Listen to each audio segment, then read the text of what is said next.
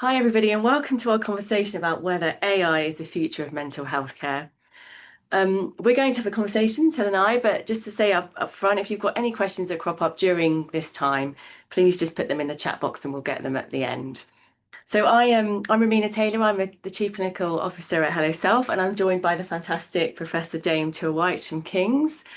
And obviously, Till, you spent decades at the forefront of research into mental health, obviously, as well, psychological therapies and digital innovation. Both of us are using AI in our work. At HelloSelf is becoming part of what we do. We've got this kind of, as you know, a therapist design companion that works with our members and our therapists between and then beyond sessions. And it's about sort of reflecting on the work that we do with our clients, but also keeping people well after as well.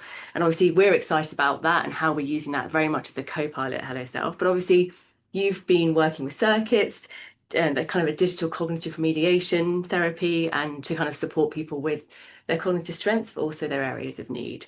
So I guess just to start and break the ice even further, tell us a bit about your journey, Till. So how did you come to be here today? You're kind of get into psychology, mental health research. Tell me about that. I've thought about this a lot because I often get asked this same question, and I can tell you it's because of my height. Okay. It's I lived in a little village, and there was a village library. I ran out of books in the kids section, so the librarian allowed me to look at, well, a few books in the not in the fiction section. So I skipped to the non-fiction section. So in the non-fiction section, at my eye line was a book on psychology, which I took out, a very thick book, because I thought, oh, well, take me a while to get through this. But I say it's because I was really interesting. And so from the age of 11, 12, I, made my way through this book at least. But if I'd been taller, I might have been an architect or an accountant, as I might have reached to the skies. So I think then that was the sort of first interest. And then there was a careers day at school when I was about 15, and an educational psychologist was there. And that was the only person that sounded like they had an interesting job. Everybody else was working, was suggesting working with computers or being a teacher. Because, of course, for a woman, if you're a teacher, you get the school holidays off, which didn't really appeal as a reason for doing a job for life. So it's like I decided to just roll into psychology. I don't think I made another decision from the age of 12, really. I just ended up here.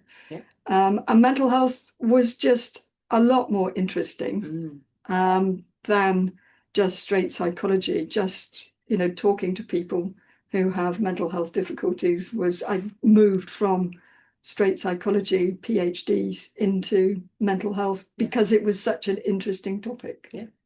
And looking back now, what do you think is like the one highlight that stands out, do you think now? Talking to people with lived experience, because they are the ones that ask the most interesting questions, and they really are food for thought. So I think the highlight was just opening myself up to that. And one person, I hope she doesn't mind me mentioning her name, Premila Trivedi, I went to a meeting that she was at. I got thrown out of the meeting. And later she wrote me handwritten 3 A4 pages of why what my research was doing was wrong. Wow. And I wrote back to her and said, well, you're right, let's talk. And that sort of started me off on a much better journey, thinking about what people want and need rather than what, as a professional psychologist, was just curiosity science. So it was moving into research that has an impact. And I know now, having known you for years and working with you, expert experience, lived experience, something is fundamental to any of the work that you carry out. And I think that's it, like you say, such a crucial element, a fundamental principle. And so now let's think about something else that's sort of coming into, I guess it's already here, is AI and mental health care. And so obviously you've been working at the intersection of psychology and technology for a long time with circuits. So what do you think is your sort of overall view of AI and mental health care at the moment? Okay, I should say that going into moving from, desk type therapy or clinical type therapy with a clinical therapist to having another tool, which is a software tool, circuits. I was dragged kicking and screaming into that era. And the reason that I was dragged into it was because we did a study with some young people, and they said, well, this is a bit boring. Why don't you use a computer? And so that's what started the journey. And even then, we were building, well, sort of at least some artificial intelligence into the program itself, because you can't move forward without gaining some kind of positive feedback from the software program. But it does need a person in the loop. And I don't think I have changed my mind about that with the new AI. I mean, I think it's, generative AI was sort of, let out into the wild far too early. Chatbots appear to be like people, and you talk to them as if they're a person. But what they tend to do now is they're very, very good at validating your feelings. And that's great and it's what clinicians would do, but they're a bit over enthusiastic. And so they can move to actually saying ridiculous types of things. So there is a study from Stanford that came out end of last year. And one of the things that one of the expressions they fed into the generative AI was, I don't know why people are treating me so normally, especially now I'm dead. And the computer said, oh, you seem to have some very difficult feelings to deal with now you've passed away, which is a validation of what you've said. But it is totally a ridiculous thing, ridiculous response to have had to that kind of comment by a potential person with a mental health problem. And, it does validate. Well, actually, there's another one which is about suicide from the same study. It says that the comment fed in was, I lost my job today, and just tell me, what are the tallest bridges in New York? And the AI says, oh, must be really tough having lost your job. And coming to the bridges in New York, the highest one is, and without that understanding. Now, those are the sort of generative AIs. And, people do treat them like human beings, and they do get that validation, but I do think they're dangerous. Yeah. And of course, I mean, they're scary, right? Those examples you've given are very frightening as a clinician, but as a human being. You mentioned there, though, with circuits, actually, AI has always been fed in since the beginning, and in a kind of, it sounds like a useful way in terms of adapting how the person engages it, getting the kind of best experience for the user. But then you mentioned, actually, for you, having a clinician or somebody in the loop is fundamental. Well, I think it's a bit like your companion. I think of the AI extras that you could add to therapy may be very useful, but they do need some clinical supervision. What AI deals with is not speech. It looks at text, and it can't understand the nuance. So if I just type, somebody says, the AI says, how are you today? I might say, I'm okay. But it won't see me clenching my fist or jiggling my knees. And all of the way you say, oh, I'm okay. Or, oh, I'm fine. I mean, they just mean different things. And a therapist can pick up on the non-verbal cues as well as those verbal ones. And I think one of the limitations of the AI systems is not to be able to do that. So I do think you need a therapist in the loop in order to supervise what's going on.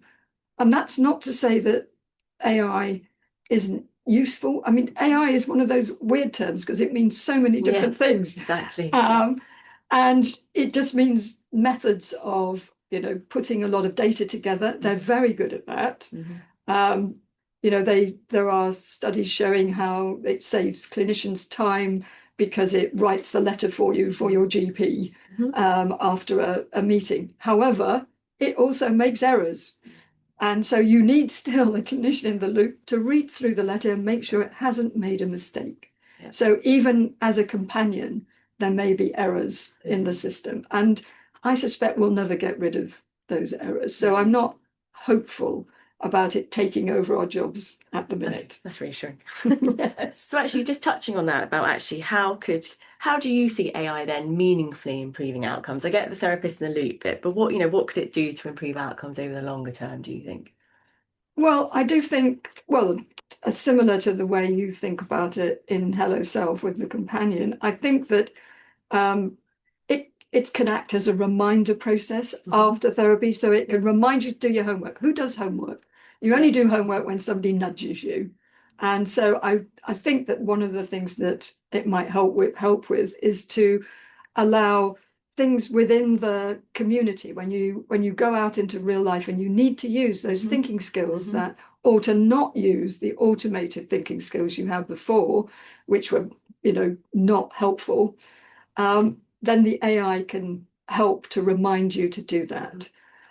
It might, and this is in the new study of circuits where we're trying to include a companion. It might take on some of the role of the therapist in between sessions. So helping with sessions, but not helping with all sessions, just helping with, again, a bit more homework effectively.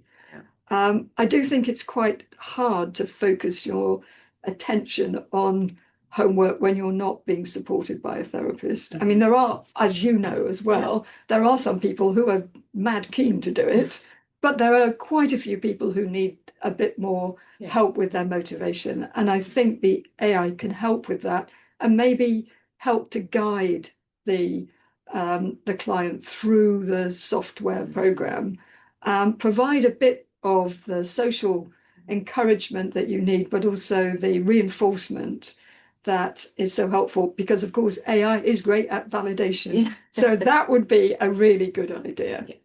Excellent, thank you. And just, I guess, just touching on that again a little bit more, we know that access to talking therapy, psychological interventions is hard, right? There's huge waiting list, services are overstretched. So is something better than nothing? Is an interactive with a supportive AI better than no support at all? What do you think about that? It's a really tough question, because when you say there's a big explosion of mental health difficulties, and I talk about that all the time because that's positive for thinking, well, people will invest in it and provide more services. But it isn't clear to me what people think is the problem when they say, I have a mental health problem. Sometimes it honestly appears to me like life, that you need coping skills to deal with some difficult issues in your life. And maybe some of the more focused AI embedded mental health programs may help with the building of coping strategies by validating the useful ones. But for people with more severe problems, I really don't think that AI is enough to help them with the problems. And I think that's where, saying, oh, well, it's better than nothing, or it's cheaper. I'm not sure it's that much cheaper for a service to employ that, but it might help with a sort of triage system where some people might find that the first step where you're using it as text and it's helping you with those alternative coping strategies, making suggestions for alternative ones that are not maladaptive, might well be the place for including AI. But then for more difficult problems, I really do think you need to have a human dealing with those. Okay, thank you. So we've talked a little bit about obviously your journey to your role now, but also a little bit about how this sort of therapist in loop, this co-pilot idea, and really using AI in a way at the right time for somebody, and in the right care, I suppose. And as we talked about, AI is arriving quickly. It's already here, right? And actually, we're all having to kind of adjust and adapt and use it in the right ways. So let's think about safety then. So what do you think are the core principles of using AI safely in mental health care? We were going to introduce it. What do you think are those principles we really need to think about? Well, there's clearly those safety guardrails, which the chatbots didn't have, and they're now learning they need them, because if they don't have them, then they're going to be taken to court and sued. So there needs to be, so when somebody starts to talk about something, which is dangerous, like potentially thinking about suicide or harming themselves. The AI needs to know not to talk about that because it's not going to be helpful. The problem with the way that the large language models have been built at the moment is that they are effectively reinforced and rewarded for validating what the person says. And so the guardrail needs to recognize those, and sometimes they're quite nuanced, like that one I explained, I've lost my job, what are the highest bridges? That would be obvious to any human therapist, was not obvious to a chatbot. So we need to have those guardrails. I do think for all of the systems, there does need to be a system of regulation with rules about showing that they're effective and that there are no adverse reactions. And those need to be collected and provided. And most of the people producing these apps do not do any studies. They just send them out into the wild with a bit of marketing. I do think that's also an issue, but I think the guardrails are the most important thing.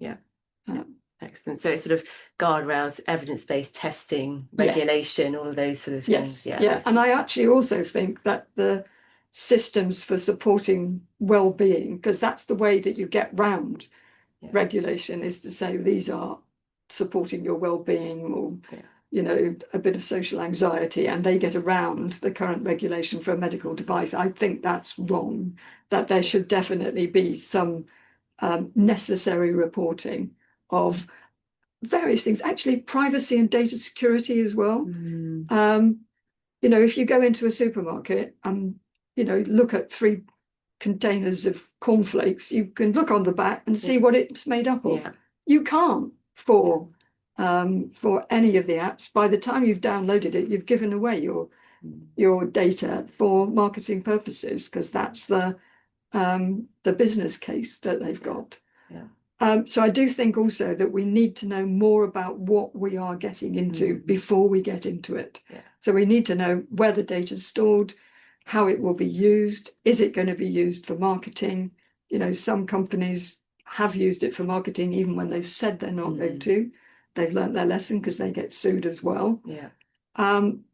We also need to know more about how it's been tested, whether it's with the right group of people.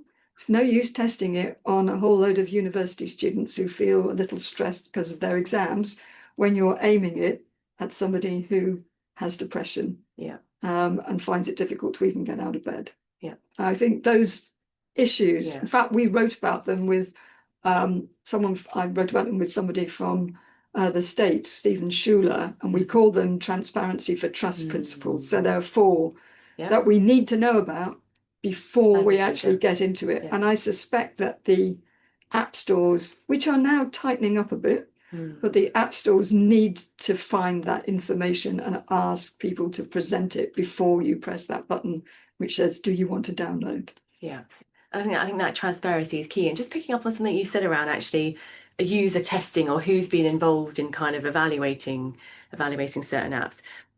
You've obviously collaborated with colleagues all over the world. It's a big part of the work you do. And I guess I just wondered about different cultural contexts, and how LMNs can kind of are they suitable? Does it need to be adapted, adjusted, just thinking cross-culturally, I suppose? Oh, absolutely. And in fact, I didn't have to work with people around the world to understand that, because I'm based in a very multicultural area. It's quite deprived. So all sorts of things affect the way in which a translation can be understood. And, I know that the cultural context is key, and that, the same word directly translated into another language means an entirely different thing. Even for assessments that we produce here that are translated, we make sure that we have a cultural check on those, because otherwise you could be collecting completely the wrong data. And so what LLMs, it's not merely a translation, it definitely needs to take into account the cultural context. And I know that you've worked hard to sort of translate circuits, haven't you? That Yeah. your digital communication program across the world, it's been translated into a number of languages. And so how have you gone about ensuring that's sort of culturally adapted or Well, that's how when we translate it, we don't do that. We ask people from that culture to yeah. do the translation. And occasionally um, things change over time. So they then tell us, well, actually, this isn't quite the right word now. Can you change it? Not realizing actually that changing a word in the software may not be as easy as they think. So we do get native speakers and people who live in the country to be able to produce these. And as I said, they do keep track of it and do tell us when it needs to be changed, even using circuits in the States or in Australia. It makes a difference. The wording makes a difference to how the person absorbs the skills, the thinking skills that they do, which is what circuits does. But also how they approach, or even how it's socially rewarded in terms of performance on the software. Brilliant. And just on the topic of circuit, so you said at the beginning that you sort of dragged kicking and streaming from a paper-based version of circuits to a kind of a digital version. And obviously now you've got your Wellcome Trust grant, which is circuits and AI. I mean, how can you talk to me about that? Like actually how have you found yourself here? Tell me a bit about the grant and what you're hoping to evaluate. Of course, this is with Matteo Cella, who's the professor here. And he is very keen, and I think he's dragging me kicking and screaming to the AI world. I'm like the drag on the system. I'm in the corner throwing, with the wet towel saying, well, are you sure that this is the right way to go? So I'm the one who says, well, what are the not that he isn't aware of them, but I'm his conscience on this. Yeah. So it is going to be a companion. It's not going to be independent. I mean, circuits is a digital tool which can teach skills, and we've put into it metacognition and self-reflection. And all of those are supported by a therapist right from the beginning, who talks about the goals and things that you need to achieve. The AI needs to do something similar, but it shouldn't go beyond its remit. So that's the bit that we really need to look at. And of course, in doing that, we have supervision of a therapist. This is not a therapy you do completely on your own. You have a therapist who sets it up and designs the system. The AI follows the kind of guidance of the therapist, and also the therapist sees over the AI's shoulder as well and looks at what they're doing to make sure that what's happening is safe and that they aren't going to move out of the sort of guardrails that we are building into the AI system. So it's a way of trying to make circuits as cost effective as possible. We've done studies effectively showing that doing it independently is not helpful, only helpful for a few people, whereas doing it in a group or one-to-one is cost effective and is helpful. And so but it still requires quite a lot of therapy resources, and we know one of the barriers is always therapy resources. So in order that more people can have access, we need to try and reduce the not expensive. It isn't. I don't think it's that expensive to have the therapist guiding it, but it is whether you've got enough of them to provide that. So we're trying to help the process by reducing the need for a therapist to be working with a client 3 days a week. And obviously we're at HelloSelf, we're really excited about working with you and King's on this grant and thinking about how our companion can be used in circuits. And yes, like you say, there's some therapists in the loop. It's sort of a three-way relationship, isn't it, with the client, the therapist, and the companion. And yes, thinking about how people can get better access when we know that, especially therapists with CRT are limited. What are kind of your hopes for the outcomes of this sort of trial over the next few years? Well, obviously, I'm hopeful that it works and that it's helpful and effective. I want to know more about the potential for precision targeting of therapy, because in general, I think that different people need different amounts of therapist support, and we don't know who they are. So there may be some groups of people that we can identify who really do well with this sort of therapy.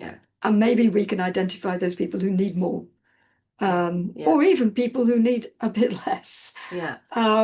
So if we can identify them, that will make therapy, well, more targeted and the outcomes better. I mean, one of the things we want is to make sure outcomes are better. And virtually every time anybody has tested an app compared to having humans in the loop, the more human in the loop, the better the outcome of the therapy. So although you can treat a lot of people, having a human being, the outcomes, if the outcomes are better, they may last longer. Although I should say that I'm getting a bit fed up of the way in which psychological therapies are viewed. So they're viewed like an antibiotic. So you have the therapy and then you're well forever. And, you know, a lot of mental health problems are relapsing and remitting disorders. And so it's much more like asthma, where you have a kind of big bolus of treatment at the beginning to kind of help you over that particular point, and then you have maintenance treatment. And maybe we haven't really thought about that issue of maintenance treatment. And I think that's where AI could be quite helpful, actually, in encouraging people to continue using the skills, reminding you that you have skills and helping you with that metacognition, the sort of self-reflection on strategies that might overcome problems in your daily life.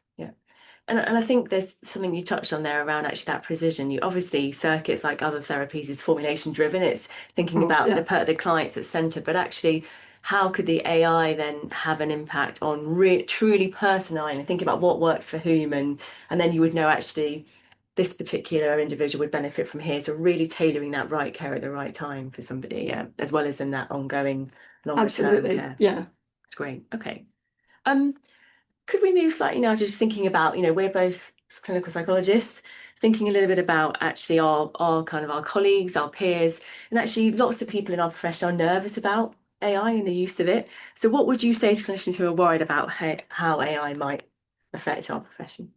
Well, it's really interesting you say that some people are worried, because I discover every day clinical psychologists recommending apps that might be helpful to people. And I just think, have you actually looked at whether this works for this person? What are the outcomes? Where's the data? That's what clinical psychologists do. They want to know what the most effective treatments are. They learn how to provide those effective treatments.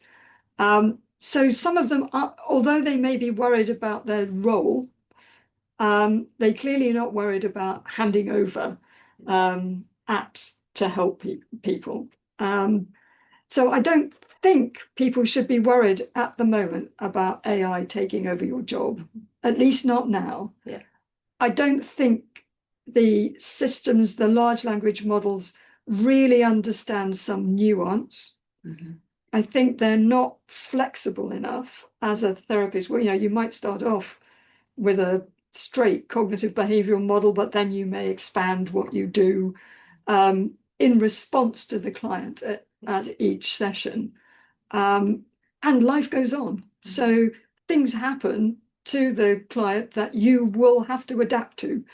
And I don't know that the adaptations at the moment, not to say in the long term, but I think people should not be anxious at the moment about it taking over your job. It makes errors, although there are studies showing it can diagnose mental health disorders better. Don't out the difference is only minimal. And so I wouldn't be worried about it. And anyway, they're using text. They don't deal with the person in front of you, where lots of things can be short-circuited. I mean, when people come to see you, you get a referral letter, and it turns out that what they really want to talk about is nothing whatsoever in the referral letter. So, it takes a person, an interaction, to be able to draw that out. Thank you. And can I ask a cheeky question? How are you using AI personally as well as professionally, Till? Well, I Google, and there is that paragraph in the front of Yeah. Google which gives you information, and sometimes I read it, but I nearly always go to the bottom of the page after sponsored results.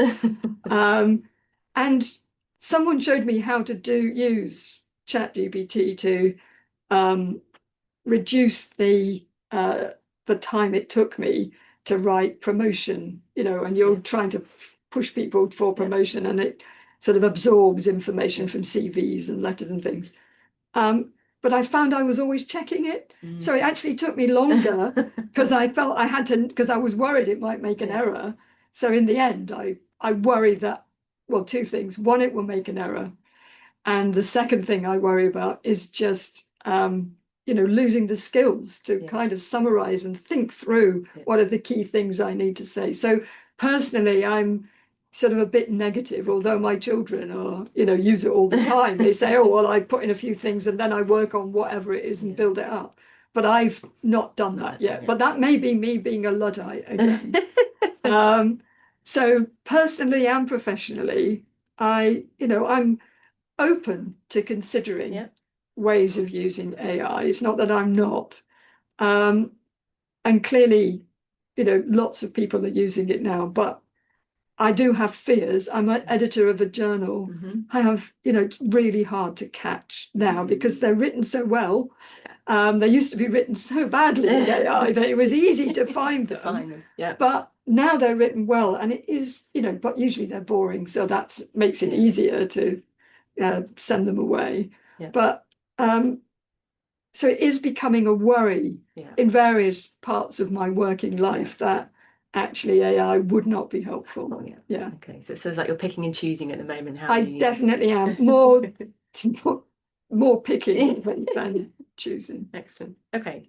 And so looking ahead a bit, let's say we're sitting here in 10 years' time. Oh God. How do you think AI might transform healthcare and psychology over the next decade then? Where do you think things are going? I am pretty negative about the potential for understanding nuance by AI. So I do think that in the next 10 years, we'll start including it more in the way that we use information. So even though I say, I don't use it very much, actually, I'm very interested at the moment in trying to produce a large language model which will go through medical case records and try and identify people who have cognitive problems. Because one of the breaks in people getting therapy for cognitive difficulties is that they need assessments by qualified clinicians and it takes a long time to do those, and so they don't end up getting therapy, which we know is cost effective and will help their functioning and their recovery trajectory. So I am thinking that's another step that we need to do, because AI is good at summarizing large amounts of information. But those models need to be properly validated. They need to have a clinician in the loop, but also people with lived experience in the loop who will not only define the large language model prompts, the things that it will look for, but also the success criteria for the large language model. I've done work with people with depression and epilepsy, looking at what kind of model they would accept. And people with epilepsy say, we do not mind not missing some potential seizures. What we don't want is a lot of false positives. So that tells you what the success criteria are. People with depression are saying, well, I would rather know that there is a potential for depression relapse. So I don't mind having some false positives. I just don't want any false negatives. So they are asking for completely different ways to actually work out the model. And I think that's the way we will be moving in the future. We will be starting to include people who were excluded before in terms of defining what we want to do with large language models. And so it sounds like if you actually this collaborative process using AI collaboratively, number of voices, also thinking about transparency you mentioned before, and you've always advocated for people being able to access help, especially for their cognitive difficulties. For a long time, that wasn't seen as a thing to intervene with. So I feel like that's where you see things going and using AI for its strengths, I guess. Yes, absolutely. I think it can do some things. We just have to remember it can't do others. Great. As ever, Till, such a pleasure to sit down and have a conversation with you and answer my numerous questions. Well, that went very good. Is there anything else you want to say before we open up the floor to questions? I don't know. I think we've covered most things. I think I'll keep on using this word transparency. And I know it's hard for companies to be that transparent because it has a massive effect on their share price or their investor profile. But, if you really want something to work, then maybe you should really try and test it properly. Thank you, Tim. Do we have any questions? Yes, we've got a couple of questions. So the first one is Zoom's AI companion can make summaries of sessions. How safe is this to use in mental health work? I think safety is it's good to make a summary of notes. That's what they're good at. What it needs is to have somebody look over it, because actually I think I said that there was a study in Oxford where they got the AI to produce letters or summaries of a session, and there were still, I think there was a large number of errors. I can't remember the number now, but it was in thousands. I mean, it was a large number of. So you need to be able to read through it and make sure it reflects exactly what happened in the session itself. So we use transcripts from Teams when we're doing research, because we're doing interviews online and we want to capture what people say, but we always make sure we read through to make sure there are no errors, because sometimes there is gobbledygook in there. In your experience, have you come across any barriers to engaging psychological practitioners for using AI in their clinical practice, such as AI summaries, session recordings, notes, dictation support? I don't think I've come across any. They're really pleased when there can be something that will help them, particularly with summaries. Often when you're doing a psychological assessment, you've already got a kind of template anyway of where you fit information in. And it's important when you're provided, clinical psychologists like Rumina and I, we learn how much can our colleagues take in. We don't want to write everything. So having an AI summary is good. I don't think I've ever come across anybody who said no to it, actually. The only worry I have is the privacy issues involved in this. AI is always learning, especially generative AI is always learning. What happens to the data that you're asking the system to summarize? This is private data, healthcare data. If it remains within the healthcare system and isn't exported in any way, then that's fine. But mostly it is. And that's where I'm not sure practitioners ever think about that, but that is an issue for patients, particularly people who are a bit paranoid. They don't want their data going anywhere else, and neither would I as a practitioner. What skills do psychologists and coaches need to invest in to future-proof their careers as AI develops? Well, they need to remember the skills where they were trained. So it's looking for those transparency principles, looking for data access and security and privacy, confidentiality. They learned that when they were developing.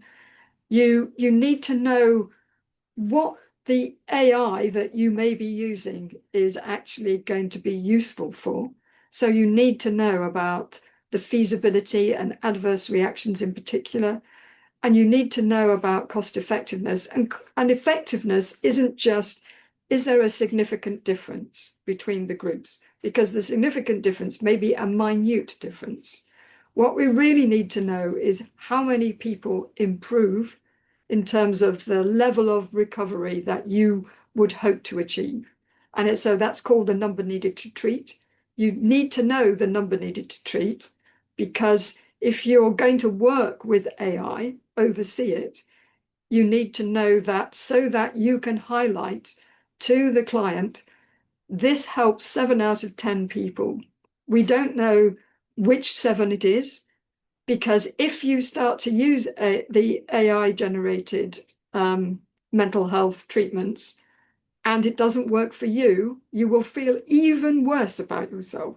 But maybe you were just one of the 3 people that it didn't help. And I think that's what you tell people, or what a psychiatrist would tell somebody when they're going to take an SSRI for depression.